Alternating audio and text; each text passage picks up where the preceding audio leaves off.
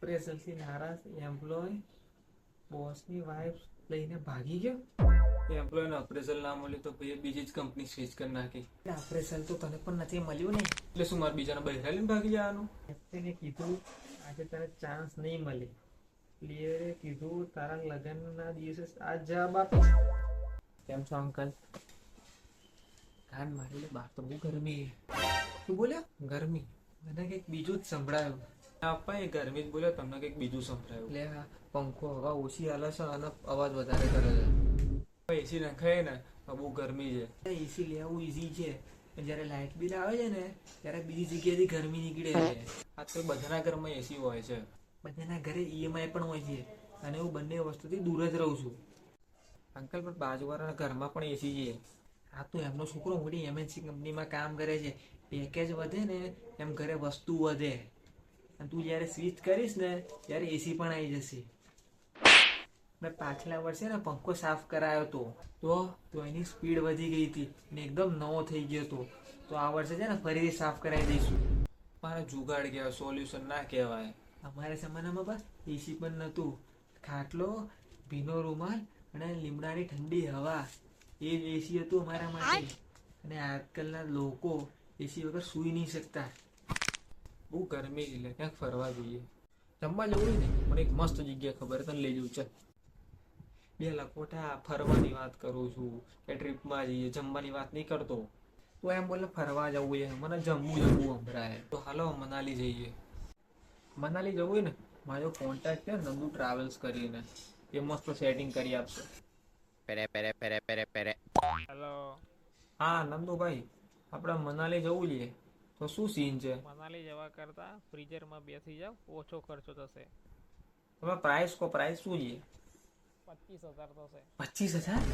ત્યાં તો 25,000 કે 25,000 ગાડો થઈ ગયો. એટલે 25,000 મારી જોડો તો આ રૂમમાં હું એસી જ ના નખાઈ દે. કઈ કામ નહીં તારું નંદુ ટ્રાવેલ. એક કામ કરીએ, આપણે પર્સનલમાં જઈએ ને તો બધું સસ્તામાં પતી જશે. અહીંયા લખ્યું છે કે મનાલીમાં બે છોકરા મેગી ખાતા ખાતા લપસી ગયા, સીધા ગાઢ પર પડ્યા. બીજા દિવસે ગાઢ એટલી ફૂલી ગઈ કે ડોક્ટરે કીધું ઇન્જેક્શન મારું કે હવા નીકાળું. Cancel Manali, cancel. એક કામ કરીએ, ગોવા જઈએ. ક્લબની ઠંડી જોઈને બધી ગરમી નીકળી જશે. અને રાતે બીચ પર ધીરે પણ બાપા બેઠા છે. એ અંકલને શું ખબર ગોવામાં શું છે? અહીંયા લખ્યું છે ગોવામાં 81 કરતા પકડાયેલા છોકરાનું નામ બાપાએ પ્રોપર્ટીમાંથી નીકાળી દીધું. પ્રોપર્ટી કેટલી છે? 3 બંગલા છે, 2 ફ્લેટ છે, એક ફાર્મ હાઉસ છે અને થોડી જમીનો છે. ભાઈ ગોવા કેન્સલ. એક કામ કરીએ, વોટર પાર્ક જઈએ. Water park? હા, હું પણ આવું તમારી જોડે. તમે કેમ? હું પેન્શન પર છું. પપ્પા તમારી જોડે ક્યાં ટાઈમ હશે, બહુ કામ. આજે સન્ડે છે, તારી મામે પણ તારા મામાના ઘેર ગઈ છે, તો હું એકલો ઘરે બેસીને શું કરીશ? પંખો થોડી સાફ કરવાનો છું. ના પાપા, તમે કહેશો કે ભાઈ આ ટૂંકી છે, આ નાની છે, આ મોટી છે, આ ખતરનાક છે, તમે બેસવા નહીં દો ભાઈ. ભાઈ કહેશો ભાઈ તમે પૈસાનો બગાડ કરી ના. બસ આ દિવસ જોવાનો બાકી હતો. ઇમોશનલ ટ્રેક ચાલુ થયો હવે. જ્યારે તું નાનો હતો ને ત્યારે જ્યારે તને સ્કૂલે જઈ લાવતો ને ત્યારે તને ખભા પર બેસાડતો હતો. એના કારણે મારી કમર પણ વળી ગઈ છે. અને તાવ આવે ને તો આખી રાત જાગતો. સાયકલ પરથી પડતો ને તો હું ડાયરેક્ટ દવા લઈને આવી જતો. એના બાપને વોટર પાર્ક લઈ જવામાં શરમ આવે છે તને? કંઈ વાંધો નહીં, તમે મજા કરો, રાઈડ કરો, સ્લાઇડ કરો. હું ઘરે બેસીને પંખાને સાફ કરીને કામ ચલાવી દઈશ. હા ચલો ભાઈ, તમે ચલો. ખરેખર?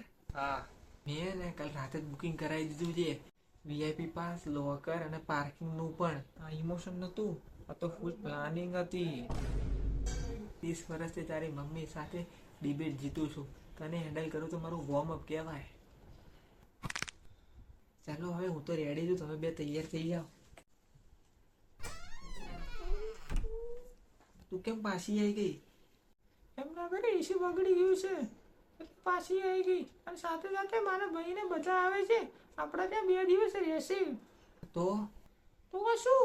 આપણા ત્યાં એસી નથી, એસી નખાવ. બહાર કેટલી ગરમી પડે છે.